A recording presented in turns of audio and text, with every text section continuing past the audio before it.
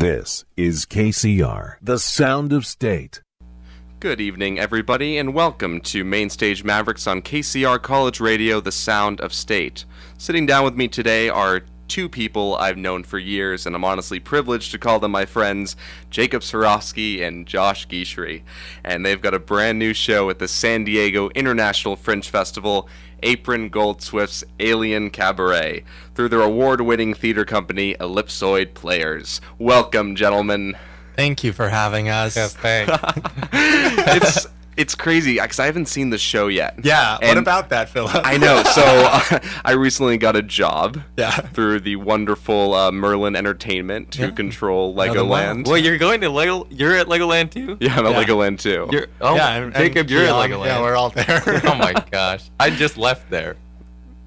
You were working there? I worked at the hotel. Oh, nice. Oh, what'd you work at the hotel? I worked cleaning the hotel. Cleaning the hotel? And we're just not going to talk about that. All right. We don't have to talk about today. What I really want to get down to is, okay, what's the show about? Ooh. Don't we all? Apron Goldswift's Alien Cabaret is, it's about we know a couple aliens, and we have them beaming down to Earth for us to do a little show of their own. You know, the Fringe Festival is all about getting artists from all around the world to come to San Diego to share their art. So why not bring down a couple of kind of performers from outer space and see what they have to offer? And along the way, we get to meet our dear friend, Apron Goldswift, he's our ambassador of culture for planet Earth. He's the guy who goes up in outer space and represents Earth in this sort of intergalactic Fringe Festival, intergalactic pageant. And so he's coming down to share his story. He's brought down a couple of aliens and robotic friends with him. And it's just a good fun hour of alien and art and entertainment. That sounds really fun. Yeah, I'm excited to see it. When could I see the show again? Yeah, we have 3 more show dates. That's good to say at the top of the hour. I'll close it with that too. All right. Yeah. We have 3 more show dates. This Wednesday at 6 p.m., this Friday at 10:30 p.m., and this Saturday at 2:30 p.m. You can get tickets directly at bit.ly/Alien Cabaret Tix, Tix. And you should like your Facebook. Yes, and page, you can right? find us on Facebook Facebook or Instagram at Ellipsoid Players. Do you still have to capitalize the alien? Yeah, it's alien, like Alien Cabaret Tix. That's like, exactly. Oh man. Camel case. Or what? First letter of every word is capitalized. This is your 5th year with the San Diego International Fringe Festival, Jacob. Yeah. That's crazy. Yeah, it's pretty. It's a 6-year-old festival too. So yeah, I went as an audience member the first year. I saw one show, and then came back and we did busking.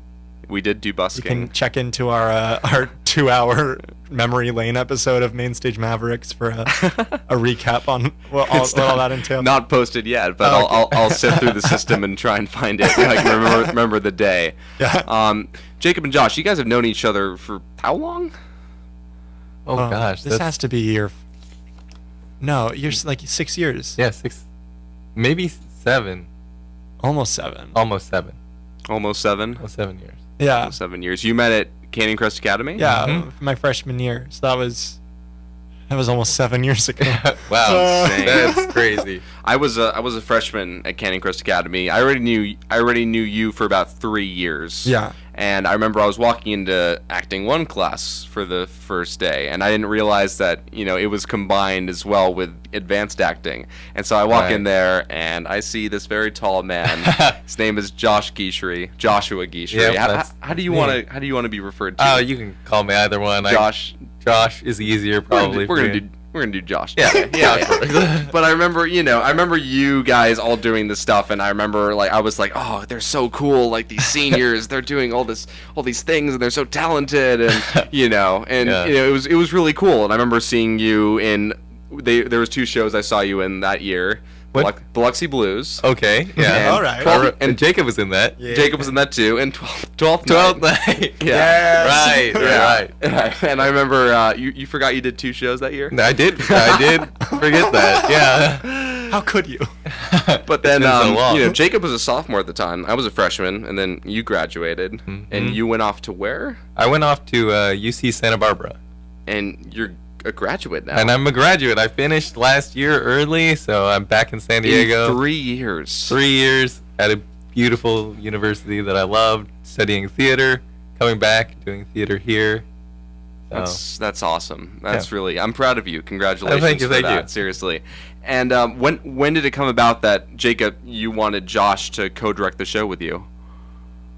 When was it? I don't even... I think you initially... I saw you at some party. Yeah. I was like, wait, do you want to do this? You approached me at a friend's party. Was it Keon's? It was Keon's. That was like a year, so. and that was like a year in advance then. Yeah. Was it Keon's party last Keon's year? birthday It was. party, I was probably. there. Yeah. That's crazy. You were there, but he pulled me aside and I didn't get to see this historic moment of you pulling him aside. That would have been cool. And it was just kind of something he just casually brought up, like, "Hey, are you interested in, like, maybe helping out with this thing with that I might be doing?" Yeah. Yeah. Jacob, you're acting in the show. Yeah. You wrote the book and lyrics. Yeah. And you're also co-directing with Josh. Yeah. You're wearing many a hat. Yeah. Yeah. A lot. What's that been like? It's so, like, I did acting all of high school and before, and then I went to college, and I haven't done any acting in college, and so I sort of forgot how hard it is.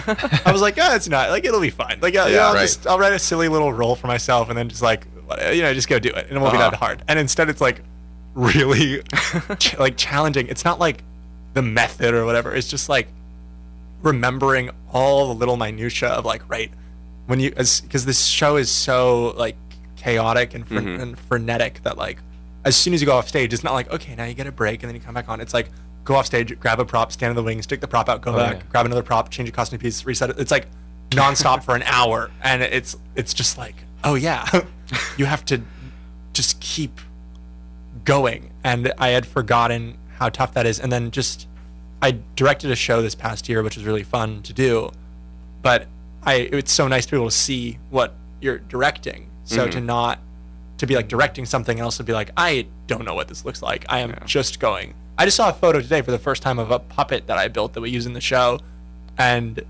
I've never seen it because I'm behind it holding it. Yeah, and it's made up of all these little pieces held together. It looks great. I'm like, oh whoa, this looks good. Like I had no idea. I was worried that it looked really silly. That was me. I was in a show that you had written about 3 years ago now. My Mother's in the Audience. Yeah. Oh, and I remember that I really had no idea, what the show looked like, right? Because, it was just like, we had all this cool stuff, and I was always like, oh, that's pretty cool. But then afterwards, like, a week into it, doing the performances, I saw pictures of it, and I was like, wow, because I would control the shadow puppet, and I'd see it, but I wasn't really paying attention to it. I was just trying to get the arm movements going on the little projector. And I remember looking at the photos and thinking, wow, like this is amazing. And there's a lot of shows I've acted in where I was just like, I wish I could have seen it from an audience perspective, just to see if everything was really gelling together or if everything worked. And that's why I'm so happy to have Josh as a collaborator on this, because like I think it's so foolish to go into a thing like this blind and be like, oh, I'm just gonna like direct it and it'll look fine. Like it just won't. Like you have to have collaborators, and then also to have a collaborator to like help interpret the words that I've written, because I don't ever think it's good for a playwright to write and then direct, because then they're gonna just be like, oh, well, in my head your character meant this, and that's not. I can attest to personal experiences about that. Yeah, like it's never about that. Like when you did the character work for the characters, I was like, this is awesome, because they were questions that I didn't even think of when I was writing it, and it's cool to hear people take something that you've written and treat it so respectfully and so seriously, and make it into something like that stands on its own. Is really cool. It also gave you just the chance to work on your character and the acting that you had to do, focus on all the things that were going on when you were in the show. To not worry about like the writer in it. I could take off the writer hat and just be like, okay, that's done, this is the script, I now have to just approach it like I'd approach anything else. And it was really cool actually working with the playwright. Yeah, because it was kind of like seeing what Jacob was saying on the other side, with now there's this person in the room who I know has given some kind of impression for how they think the show should exist in a space, and it's up for me to interpret what is being written. Yeah. And I think that's just a really cool experience that Jacob like let me play with his script, his child, basically. And you both worked well together in the end? Yeah. Nothing. Oh yeah. No. Oh yeah. Yeah. No, absolutely. Yeah. It's been so awesome. That's really good. And I feel like, you know, when you're gonna choose like someone you're gonna co-direct a show with, you got to make sure it's gonna go well in the end. And so I think that, you know, I already saw it, you know, being a successful collaboration. I went because I was invited to the first reading you ever did of the show, and that was the first time I had heard, oh, I'm actually gonna get Josh to like maybe like direct or co-direct the show. To clarify, like, we talked about it in July. Yeah, maybe we'll do this, and I don't think I spoke to you again about it until March. And I was like, hey, we're doing a reading of this thing that I, you know, asked you to do casually. Are you still interested? And you were like, yeah. I went, great. And were you already set on, you know, I want to act in the show? No, I was not. I was not planning on acting in the show.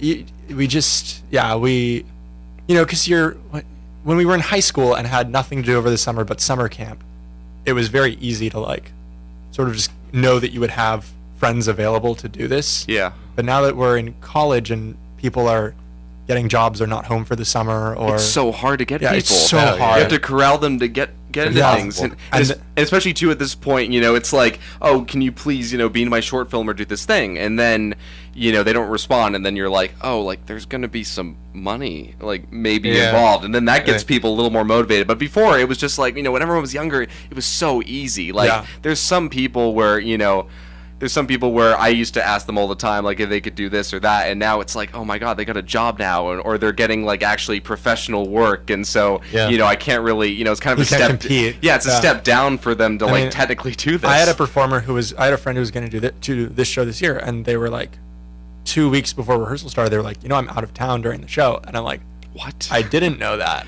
And you seem to have known this for a while. I wish you had told me that before, but like it's fine. Like it's not like, you know, we were lucky enough to find another performer to take on the part.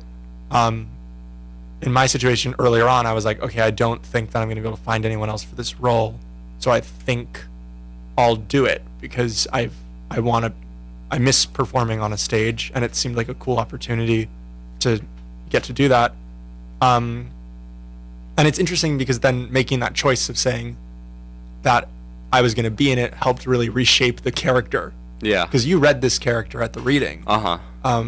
And the spring break reading was a very different script. Like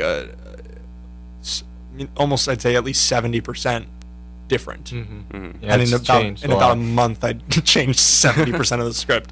Did a lot of the songs change too? Every song that you did that was not written at the time of the reading is different in the show. Like every song that has been tweaked in some way, or completely different. Oh, most haven't. Okay. No. Wait. The songs that were written at the time of the reading in March, at the time of the reading, the songs that... They are almost exactly the same. Oh, they're almost exactly the same. Okay. I was able to figure out a rewrite, an angle of attack for the rewrite that didn't undo anything that Zane and I had done. Because I hate being... We did this during the Banzo where Zane and Keon both wrote a couple of songs, and then I was like, we're not going to do that anymore. And it was more just because of my insecurity for the lyrics or my insecurity for where it fit in the story than the song itself. But they were scrambling to finish songs all the way up to like opening night. Like we were. Oh wow! I think we added a new song like a week before opening. And you got to rehearse it, and you got to make sure everyone's singing properly, and everyone's in. Yeah. Yeah, Zane and I were able to get it done a little bit faster this year because we had both gone through the workflow before, and so as a result, the songs we have a lot more songs with more people singing with backing vocals, but 70% of the show changed after the reading and the notes that I got from the reading. Wow. Because I realized that the show could be a lot more fun, and I could be less lazy about how I wrote it.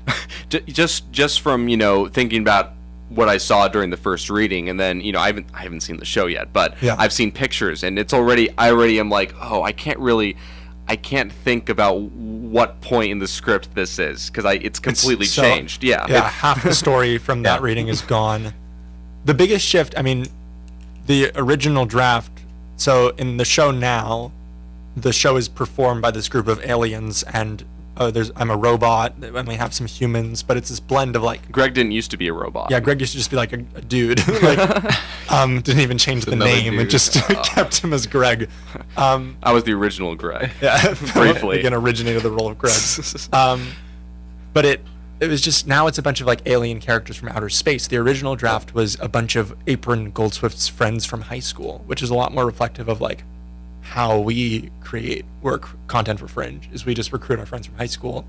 But I realized that as interesting as it may be to watch a show about a bunch of friends from high school, it could only be more interesting to have a show about a bunch of aliens. Yeah. And I was like, well, the title of the show is this Alien Cabaret, so we should probably put the aliens front and center. That was the biggest takeaway for me with a lot of people, where you're like, okay, so what do you think after this first reading? And everyone was like, well, I want it to be more of a cabaret. Yeah, I want it to be more of an alien and more of a cabaret. If it's in the title, you kind of expect more alien, more cabaret. Yeah, I remember Konstantin Mickens during the reading. He was like, just like the beginning, I thought it was going to be Noises Off, like Noises Off-esque, and then it wasn't, is what he said during the first reading. Or he said it was a note after someone else gave another note. He was like, think like the third act of Noises Off, but the whole time. And I actually did think about that when I was working on it. Yeah. Again, not that it's like Noises Off, but yeah. It's aliens. We have some chaos. Yeah. Some chaos occurs in the show.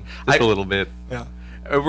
Is it okay if we go back a year and maybe a couple weeks? Sure. So what gave you the idea to do a show like this? What was the spark that, you're like, this is going to be my next Fringe show? Yeah. It was a couple of things. I think the first piece of it was I saw Shock-Headed Peter at Signet last year, and I loved the idea of creating a show that structured itself within the confines of like a cabaret structure.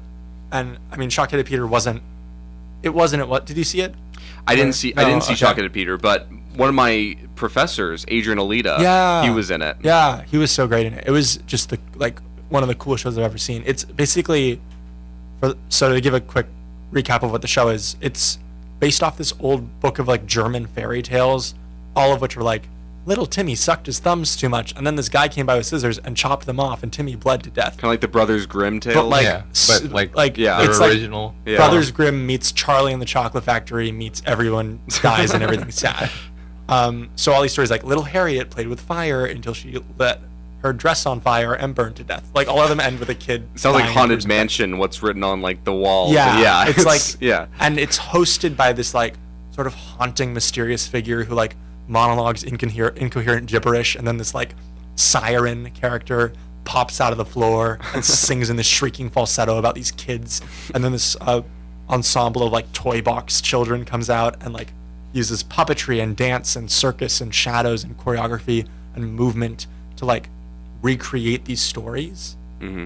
And then there's also this B plot of these tableaus between this mother and father who have this baby that's hideous, and they throw it in the cupboard and it grows these long nails and long hair, and they're haunted by these visions of long nails and long hair, and it all sort of ties together at the end, but it doesn't really need to. It's just this cool, like, for an hour and a half you're in this sort of haunted toy box and you're just like, oh yeah, like more of that. And I just love the idea of creating a show where you have this MC character, you have a B plot that has a narrative to it, but it's not the focus per se, or maybe it becomes the focus throughout, and then you have this ensemble of colorful characters who are retelling stories using puppetry and shadow and every tool in a toolbox that you can use on stage. And so I knew that I wanted to write a show that fit a cabaret, that sort of cabaret formatting, used those tools.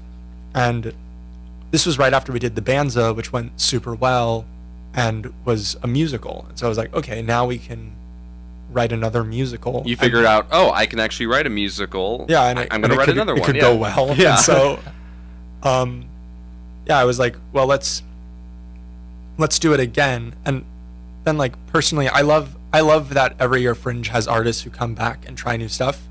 But as I go to Fringe after Fringe, I don't always want to see artists do the same kind of thing over and over. So like I wouldn't want to write another horror musical and do it at Fringe this year. That would have been, I think, not how I feel Fringe is about. I definitely feel like in the spirit of Fringe, there's, obviously like writers and, creators, they have their like shtick, they have their thing where it's like it's present in a lot of their works, and like some people, they always do comedies and some people always do dramas, but what I like about Ellipsoid Players, or should I say you, is that like, with each show you do, it's very different from the last one. There's always like there's a huge change. I'm never like I never really sat down and thought like, oh, like what's Jacob gonna do like for his next show? But it always surprises me with every new show you do, which I think is great with Fringe, because there's some people that they put on a show and then the next year it's just like it's like the same show, but just like kind of a different paint on it or something. It's weird. It's almost like they just took, okay, like this is the show we did last year, let's mix it up a little, do this, but it's essentially the same show. And I mean, like, obviously that's how you can make a production company that can tour or make money, but I feel like if you're trying to develop, like I don't know what I'm doing, so I just want to try as much as I can. But it's the place to do it. Is Fringe. It's and it's amazing. It's an amazing opportunity, especially when we were younger, to be able to do it. It's just like, wow. It's like when we used to do the One Act Festival at North Coast Repertory Theater. And we were just imitating. We would read like a Christopher Durang play, and our minds would be blown, and then it'd be like, okay, how do I write like that? And and you do it, but it was like that was an early experience where it was like trial and error. You got to see, okay, what worked and what didn't, and then for you, I guess, like, when you heard about the Fringe Festival, was it like, I need to do this? Like, this is amazing. This is something I can, showcase my art in. I don't know. It wasn't as like, it wasn't like, mission purpose is that. It wasn't like light bulb effect, but it was like, it was just like, oh, I want to do that. Well, with busking, it was so different as well, because it was like we did not know what we were doing. I don't think if we had known, we wouldn't have done it. We did this show in the it was outside show of the Lyceum. What show? Air quotes. We can't really do that well on the radio, but so like it was outside the Lyceum Theater and then in and around the Horton Plaza Mall downtown, and it was the We Three Puppet Circus. And it, like, you know what, for what it was like, I'm still proud of it. Like, I wouldn't really do it again, but it was received pretty well. I mean, we only got yelled at 5 times. We won an award. We did. We won out the best street theater artist. Because we were the last ones there. The last one standing. We were the last one standing. That's how it works. A win is a win. Exactly. A win is a win. I love that experience. I remember I had this megaphone. And I was always just like shouting in it, at the worst possible times. And there was like a little siren button on the megaphone where you just flick a switch on the megaphone and it lets off this like police siren that's like so much louder than anything you could like scream into the microphone, And so I would accidentally press it all the time. Accidentally. Air quotes. And much to the chagrin of Jacob Surovsky and Tyler Faison. That would happen, and then we'd have people come out, and like people in the mall, like come out of their shop and yell at us, and we're like, "We're allowed to be here. We have a pass." We had like the Nordstrom like general manager come out and just yell at us. That's how you get connections in this industry. Pay us, we tend to go away. Yeah. But it was just like, and I'm glad we did it. I'm glad we did it too. It was. Why not? Yeah, because I think busking. I mean, I think it's still the hardest thing I've ever done. Like as a theater artist. It was as a theater artist, it was like the most physically demanding and just like emotionally draining. Emotionally draining. I can't imagine how you guys all decided to go. This will work. This is a good idea. It was funny too because I remember I was. The answer is sophomore year of high school. I was like at that time too. I just remember, you threw me in the ringer for a lot of projects. Yeah. And so I was always just kind of like, you were always like, Philip, do you want to do this? And I'd be like, yes, I'll do it. Like, I was in a short film that you did that was a parody of a Neil Patrick Harris. Oh no. These are way back when, but we don't need to get into that. But it was cool because like we were just willing to throw ourselves in the ringer. Yeah. And I feel like to this day like we still do that. Yeah. And it's only been 4 years, but we're. I mean, a lot's changed. A lot's changed. We're employable now. Yeah, a lot's changed since then. So it's always been fun, and I'm glad the Fringe Festival is there to give exposure to the artist, but at the same time it is very, very hard. Yeah. It is very, very hard, and you gotta go to other shows, not just show up to your own show. You gotta put up flyers. You gotta pass around things. You gotta network. You gotta. I mean, you don't and the truth is, you don't have to do any of those things, but you do if you want people to show up to your show. Exactly. Like if you make friends with artists there, then you will go see each other's shows. If you get to know the press and don't just annoy them or badmouth them, then they will come and see your shows, and that's good. Like that's all. Yeah. You're really missing out on an experience if you don't go and do everything. Yeah. There, it's why not talk to people? Like you get 11 days, you get 5 performances. You might as well make the most of it you can. Yeah. Yeah, Josh, this has been your first year with the festival, correct? This is my second year. Your second year? My first year was... Oh, I didn't do my homework. my first year, I had a very small part in another production that was headed by high schoolers. Was it first? It was first, the musical. Okay. I was acting in that one. And I completely forgot. Acting also with air quotes, because I was barely in that at all, which I'm not complaining about because I didn't really deserve to be in it, but it was really nice that I was asked. You didn't deserve to be in it? Oh God, no. It was a musical and I cannot sing at all. So, but it was really cool. You got played to a experience. dad, right? I played a dad because I was tall. I have really deep voice. And you have a huge resemblance to Cameron Chang. And I look just like Cameron. Yeah. So it works. It works. Were you Cameron's dad? I don't remember. I think you were Sam and Jaren's. I think I was Sam. Oh, you know what? Yeah, I think I was Sam and Jaren's. Yeah, Cameron was it was the whole family, and then Cameron was the cast. Cameron was the boyfriend. That actually worked because Jaren and I looked sort of similar. Yeah. Vaguely. Where was that venue that you were in? We were upstairs. It was the 5th floor of Spreckles, the incubator space, as they call it. Yeah, it was a tiny little room. They call it the incubator because it has no air conditioner. It was so hot. You could incubate a chicken egg in the room, and oh my goodness! But it was a great experience, and it made me really appreciate Fringe. And so when Jacob reached out to me and said he wanted to do this thing, I was like, back to Fringe. Heck yes. Back to Fringe. I remember I didn't. When I was in My Mother's in the Audience and when I was a busker, I didn't see a single other Fringe show, which was so bad. But because that summer I was in another show. I was in this like Old Globe Shakespeare intensive camp, and so I was super busy and I was always exhausted, and so it was like I was driving around so much, and I just got my license, and so I was just like I was wiped out all the time. But then a year later when I had my own show that I did, I went to a million Fringe shows for free, because when you're an artist you get a free pass and you get to go, of course. I'm just saying it for the people in the back, but it was such an amazing experience, and I did the same thing last year too, and it was like, whoa, so many shows. Yeah, I miss you this year. I miss you guys. I was there the first day and I'm like, there's no Phillip. Phillip, did you write 2 shows? What? Did you write 2 shows? I've written more. He did 2 years of Fringe. Oh, no, yeah. I wrote. Well, yeah. Yeah, so 2016, I did the show Lady Windermere's Fam, and then the next year after that, I did Fulcrum. Yeah. Oh, yeah. I totally. My bad. That was on me. I should have done my homework. Yeah. And it was crazy for this year too, because there was a show I was developing in fall, which was really different from anything I'd ever done. It was like a neo-noir drama.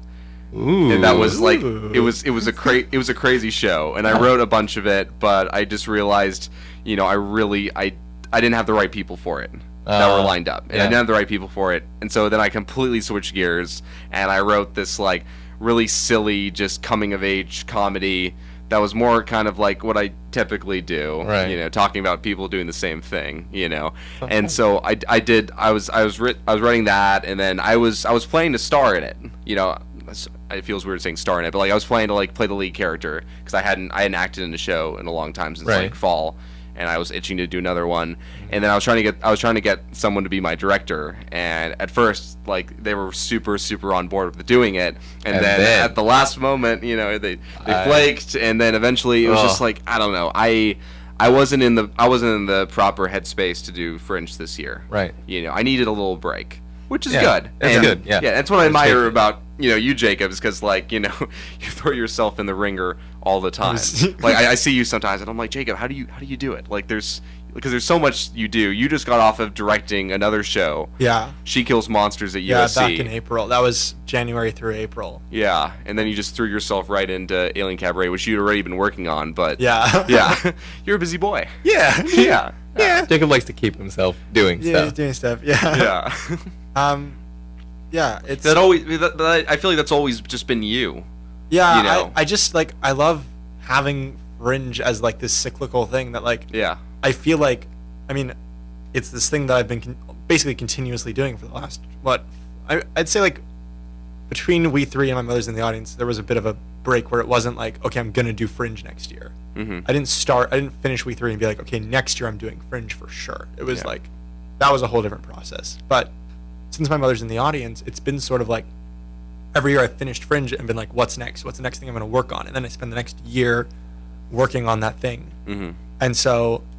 And what's been so great about it is I feel like every year I've added more collaborators to it, where I'm like, these shows, it's not just like, oh, look, you did this thing and then got people to it and you just did it. Like I've collaborated with like Zane now for 3 years. Your cousin. Yeah. Keon has been a part of it since My Mother's in the Audience, and he did music for the bands with me and Zane. Mm. Zane did all the music for the Alien Cabaret on his own. You've had different cast members that have come in and out, which is great. Yeah. Brooke's now been with us for 2 years. Tino for 2 years. It's like, it just feels like this and then we have like all the professional actors from the first year that like still feel like a part of it, sort of like they saw how it all started and like probably didn't expect it to go on this long. But it just feels like there's this whole like community that's been growing around it, and this whole like band of collaborators that make these shows what they are. Like the Alien Cabaret wouldn't be what it is without the team that's around it. Like totally. It's not just like, it's a family. It's a whole family. Like it's an extremely talented family. And that's insane. Is like still getting to work with all these incredibly talented people. Definitely. And just have them being like, yes, I'm gonna do that, and I'm gonna be like there in your show, working on your show, teching your show is like, it just blows me away. Like and they're all working super hard on it, and they're all super invested, and they love to be there. And it feels great. It's like you're hanging out with your friends, but at the same time you're putting up an original show, entirely new, and it's just like, that's why I want to keep doing it. And it's kind of sad because I think that this year I have to take a break next year for sure, and I don't want to, but I really think I have to like at least set that for myself. And I feel like I'll be there next year. Yeah. Because I'm planning on coming back, and so it'll be weird with you not there though. Yeah. Yeah. I don't know. Maybe I'll write something and try to get someone else to put it on. I don't know. Like I want to still. There's still ideas and things I want to try and work on, and I just don't think I can do San Diego Fringe next year because I have to get an internship somewhere. And right. This year I didn't look that hard because I knew that I had Fringe as my summer project. Right. And I would rather I will do anything to get to do Fringe, including not doing an internship somewhere else. So we'll be right back to that. All right. I'm going to read some ads real quick, but don't go anywhere. Head to newcenter.sdsu.edu/events to see many of the awesome events and opportunities available to SDSU students. Find events such as leadership workshops, movie nights, sports games, and career fairs. There's plenty to get involved in, so check out newcenter.sdsu.edu/events today. Make sure to follow KCR on Instagram, Facebook, and Twitter at KCR College Radio for weekly news and sports updates, as well as the latest giveaway opportunities. Also, be sure to follow at Mainstage Mavericks on Instagram and Facebook, and at Ellipsoid Players on Instagram and Facebook. And with that note, we're going to come right back onto the show. Which mic are you, Josh? Mic 5.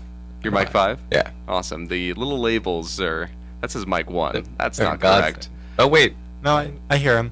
Yeah. Mm-hmm. Oh, you're on, but for some reason on the but I don't know why that's flipped. Yeah, interesting. Anyway, Joshua. Yes, Joshua sir. Guicherit. That's me. Did you do a lot of directing at UC Santa Barbara? While I was there, I took part of a directing class, which actually had a sequence of things. There were a sequence of classes that you could take to help with directing, and I only got through one of those classes. But but there were several assignments that I had to do that really pushed the edge of what I thought I could do as a director, and I really love that aspect of directing that's kind of guiding everything together, not necessarily controlling anything's outcome. So it just kind of felt right to do something like this, even with my limited experience in directing. Yeah, totally. Yeah. And so when you going through this process with Jacob, it was like you're seeing everything with these new eyes, right, about how to, directing and being thrown into this crazy show. And it's a very, very crazy show. So, like you were saying before, a weird show. Yeah, it's really odd. That was the review. That was the interview. The interview that you had. Yeah, it is a weird show. They were not wrong. So after that first read, I could already tell that it was going to be adjusted at some point. And Jacob, at the very end of the night, already had it in his mind that he wanted to fix some things. And then when I read the script again, I felt like I was so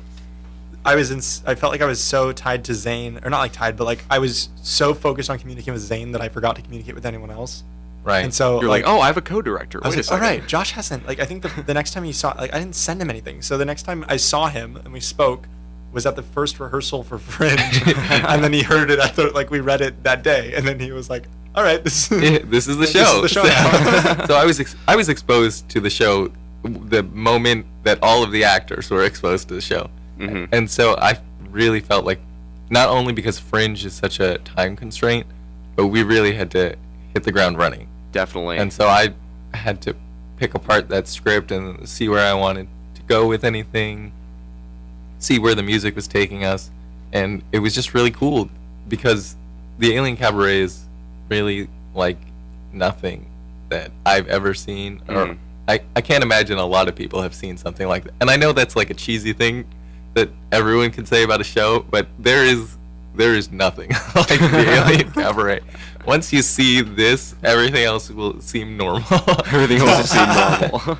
So, yeah. I'm excited to see it. What was your biggest, for both of you, what were your biggest challenges when it came to directing? Because I feel, a lot of times when you're a director, you're a captain of a ship, and you have all these, you have your crew, or your cast members or whatever, and you're trying to make sure, okay, like, I want them to really like me. I don't want anyone to stage a mutiny against me or like quit on me at the last minute or something. And so, for Josh and then for Jacob, like, what have you for Josh, what have you experienced, and for like Jacob, what have you learned throughout like the years you've directed shows, and like especially coming off of a show you just directed and having to direct a new one, like, what are things you've learned and what are things where you're like, I definitely know how to handle this, and I'm still trying to figure out like what to do.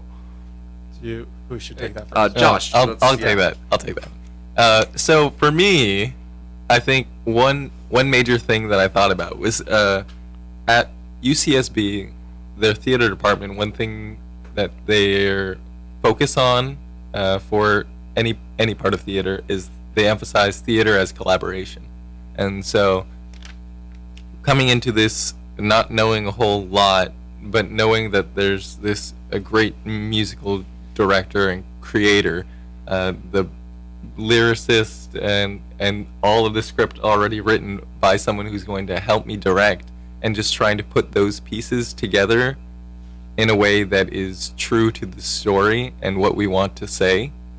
I think that was the biggest challenge that I had coming to the project. But you find that working with every person, you see their strength after a period of time, and you know how to communicate with people so that everyone flows with each other. Like you were saying, the captain of a ship, you're all working so that the ship goes somewhere. Yeah. And so if you don't get them to work together, not gonna go. And anywhere. they look for you for the answers, and then if you're not supplying the answers, and you're they don't like you, it's just like And you still discover things. Yeah. Like there were things that actors pointed out in the script that I was like, oh, I never really considered it that way, but I think we can use that. Those are smart actors. Yeah, you've got. That's good. But good thing. You also have to keep that boundary that the actor isn't telling you how to do the show. Yeah. You still have a vision of what you want to do with it. Mm-hmm. Yeah, so just a balance really was really interesting during the process. What about you, Jacob? Yeah, I mean, a big challenge I think that I'm still trying to figure out a bit is like, and this is just as a director, is like, because all the shows that I've done have been with peers, whether it's at high school or college or with friends over the summer, is like keeping that balance of maintaining a professional work environment while still knowing like these are friends. And I'm just so grateful to have people there to help me tell a story as a director. Like these are not just your random employees. These are your friends that you care about, and so you don't want to tamper the relationship, but you want to make sure like, okay, guys, like this is for real. Like we want to be serious now. And especially at college where the whole cast was 10 people who I didn't know.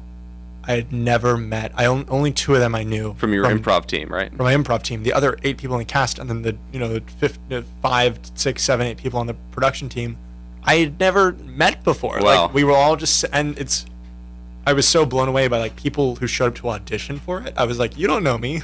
Yeah. You don't know what this show's about. They're like, oh, Jacob Surovsky from SD Fringe. Yeah, like no one knew. And so it's like I was just so amazed that anyone showed up at all to audition, and then we got such talented people for She Kills Monsters auditioning, got a really great cast, and it just every day I'm like, we are asking people to commit ridiculous amounts of time to this project, and it's all voluntary, and at any point anyone could be like, I'm done, and just leave. And that's kind of, obviously that wasn't the energy in the room, but it's still sort of scary to just be in an environment where you're like, how do you express your thankfulness to them for being here without undermining your authority as a director? Totally. Yeah. And so that's sort of like a question I'm still trying to figure out, is like, because I just am so happy that everyone's there, and I hear stories about people having bad experiences with directors, and I never want to be a director who leads to someone having a negative experience.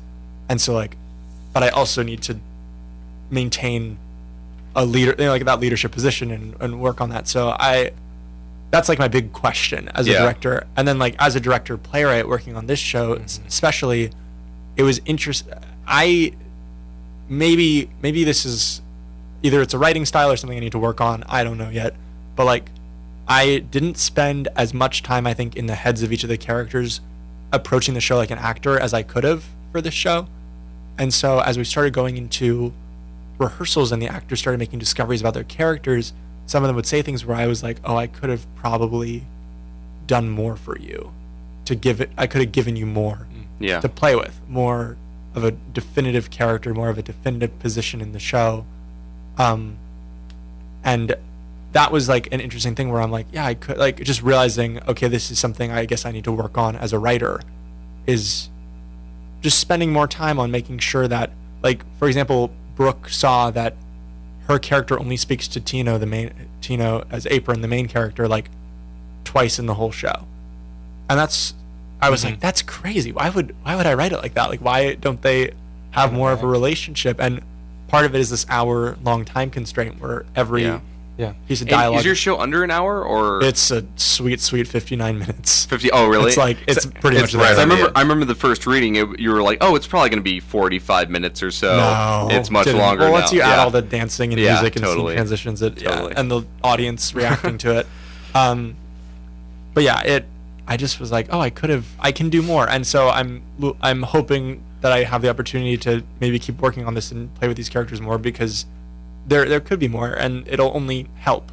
It'll help the actors in the show, and it'll help the audience watching the show, and it'll help the show itself to have everything be a little more specified and clear. But for what I gave them, like, and the work that Josh did with it helped specify all that so much regardless, which is like awesome just to see that happen. It helped, honestly, every decision that they made that I hadn't decided I'll just probably use it and write it in, because it's so much better thought out than anything that I could do for that.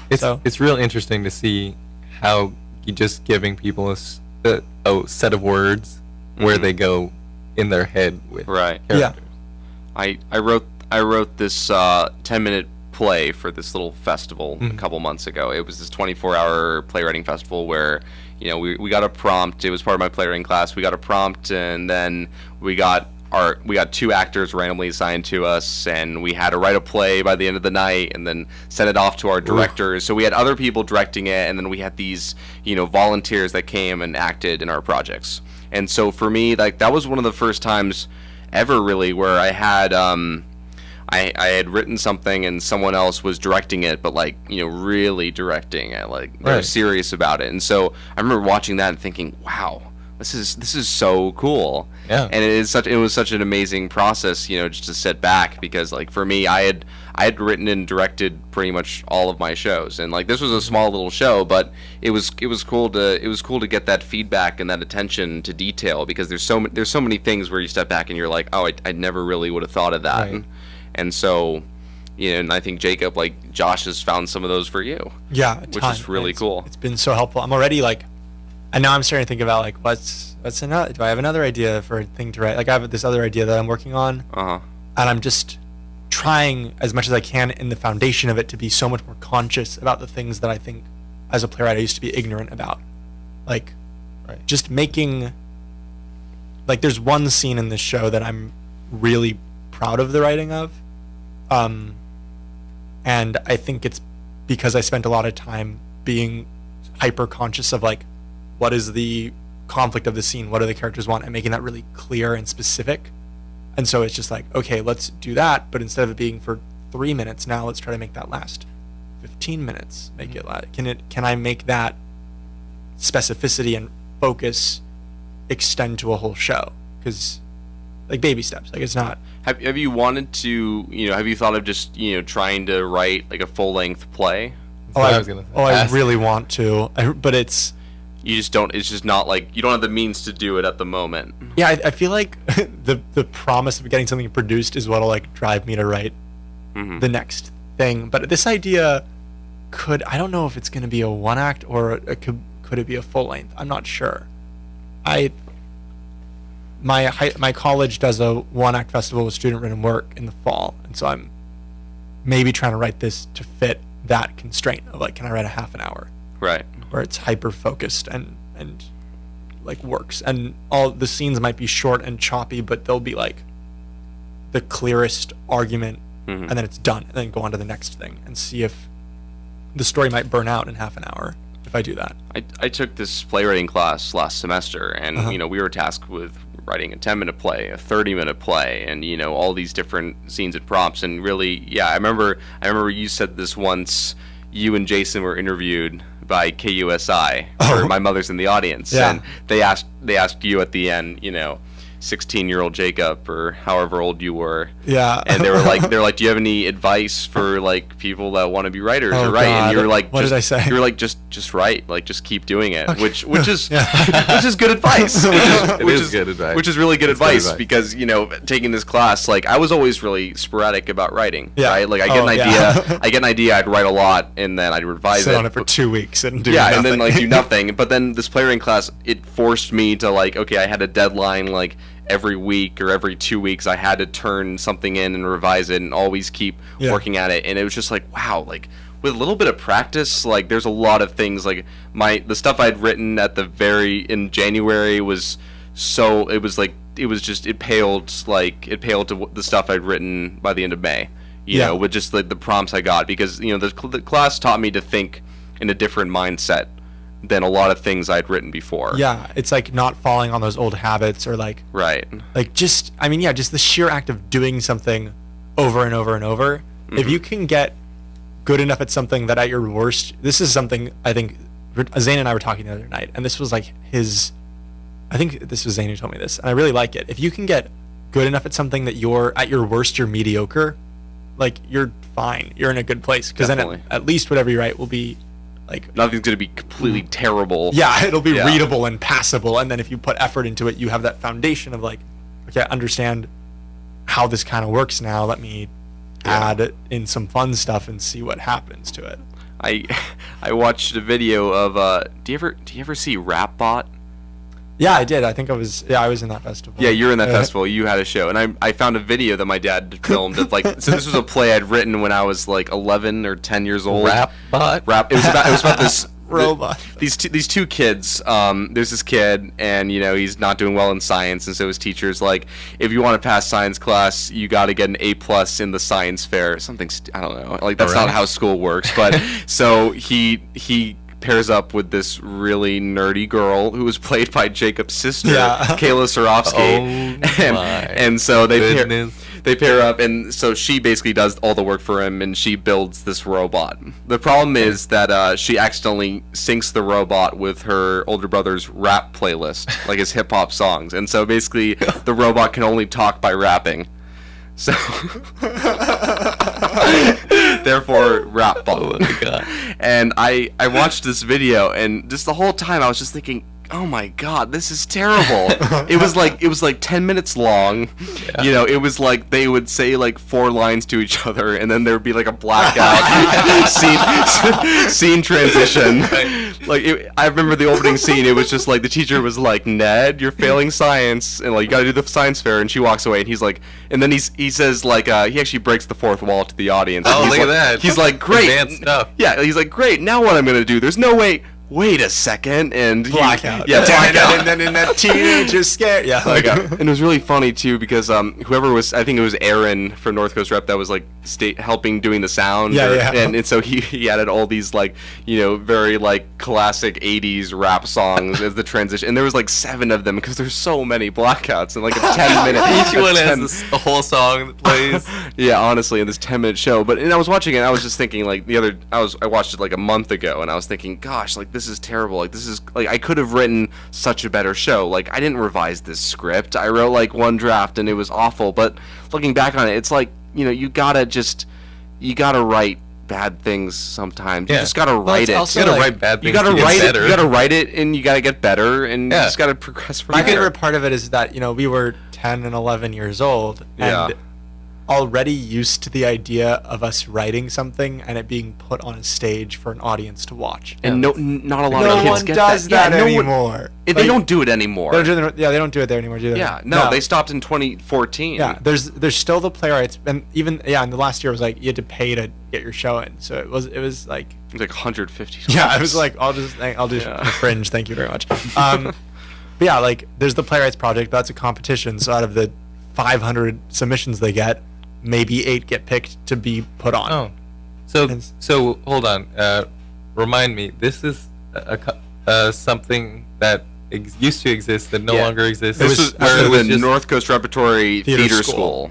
And you just at the same time. You just got to write your own show and put it on. They would do a student one-act festival every year, and because it was a pretty small group of kids who like were students. Everyone was school. Picked that sent one in, pretty much. Yeah, basically everyone who submitted one. Like technically there was a vetting process, but like they'd get 5 submissions, so all of them would get picked. And be like, okay, and they were all There really should be some other thing for that. I loved it. Yeah, and it was so much fun. It's the fact that it was unjuried. Same thing as Fringe, that it wasn't like because there was no real vetting process. Like we would write stuff, and then we would sit down with a mentor, and they would be like, here's what you could work on, and you're 12 and you're like, okay, and so you go home and like change 3 words and send it back, and they're like, perfect. And then they would never they were so, like, as far as I can remember, they were super respectful of the work. As long as you weren't saying the F word every as long as it wasn't vulgar. It had to be family friendly. It had to be like PG or whatever, maybe PG-13. They were super respectful of the work. There was care and attention paid to the sets and costumes and props. Like they put time and work into it, and then that was all under the supervision of Matt Thompson. And then once he left, because Matt's a playwright, so he got it. He was like, kids need this to become playwrights. Ben Cole, he continued it. Well, did Marquis do it in 2012? She did it, yeah. But there was like a budget of like $100 for all the costumes for like 5 shows, and it was like, okay, cool. Like the costumes we got in like 2010, oh my gosh, those were amazing. Yeah, I remember because Ben Cole continued it, but I remember it was crazy because in early 2015, late 2015, they were going to do another one-act festival, right? And I was a junior at CCA at the time, but I was like, oh wait, I'm going to submit something. And so I did. Okay. I wrote this play that I've never done. It's like a 30-minute show that I wrote, and it's called Brian and Bays.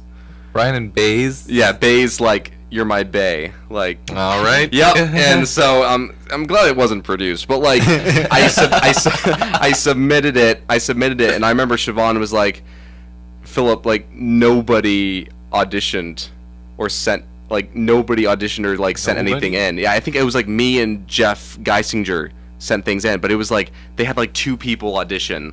That's like, really sad. Which is really sad. Because, like, yeah, it used to be, like, oh, my God. They would do 4 shows a year. They would do a Shakespeare play, usually, like, a comedy, a drama, and the student one-act festival. Like, it was one of the 4 shows that the theater school did. We had like 30 people in the one-act festival. Yeah, like, we had a lot of people. All the actors who did the other shows would do the one-act. It was like one of the 4 shows of the year. So, in that case, did they not just have someone do like a staged reading of it?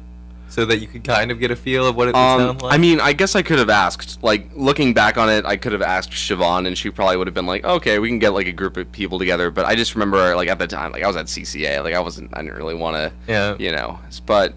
That is a shame. It was a shame because they don't do it anymore. And the first show I ever acted in, I went to this elementary school where every year they'd have the 3rd grade play, where all the 3rd graders were forced to be in a play, and you could audition for like the lead roles and everything. And so I was the Emperor in The Emperor's New Clothes. Oh wow! That was the first show I was ever in, and I loved it. I was like, oh my God, this is so much fun. You got the theater bug. Yeah, I got the theater bug, and I was like, I want to do this again and again. And they don't do it at my old elementary school anymore. They don't do the 3rd grade play, which I think is just like it's like there. It seems like there's this, like the arts, and it seems like it's kind of gone downhill. I don't know. It's becoming less. It's becoming less prevalent. Everyone's like, oh, STEM. I don't know. I mean, it's important, but it's important to have that balance of STEM and the arts. Yeah, definitely. You know, and I feel like arts is important to learn, but it's kind of sad that it's like, you know, these things that were so great, like, you know, newer generations can't really do it. Well, and you guys, it is always remarkable to me when I hear that you guys started writing so early on, because I would never have had the confidence to start with theater so early. But you had that drive, but you also had that opportunity to I just wanted to grow up to be Matt Thompson, and so I would do whatever. Like, he was a playwright, so I was like, okay, I'm gonna write then. Like, it was. Yeah, I wrote a screenplay, and I remember writing a screenplay in kindergarten. Like, it was like a semi-parody of like Pirates of the Caribbean, and I just remember a line where like a guy was like, "Wake up, daughter," and she was like, "Sorry, Dad, I forgot to wake up." Like, I remember like that was like, I still remember that to this day. Like, that was one of the first things I ever put to Phillip. Yeah. And tying back to it. Apron Goldswift, Alien Cabaret. It's, what are the other dates? Wednesday at 6, Friday at 10:30 p.m. and Saturday at 2:30 p.m. People, I've been hearing a lot of great. It's getting a lot of press. A lot of audience members love it. Press people love it. I'm super excited to see it, and I cannot wait. And oh my gosh, I'm being handed this super. Oh, this is an amazing postcard. Beautiful. Thanks. And guys, thank you so much. I'm very proud of you. Thank you, Phillip. Thank you.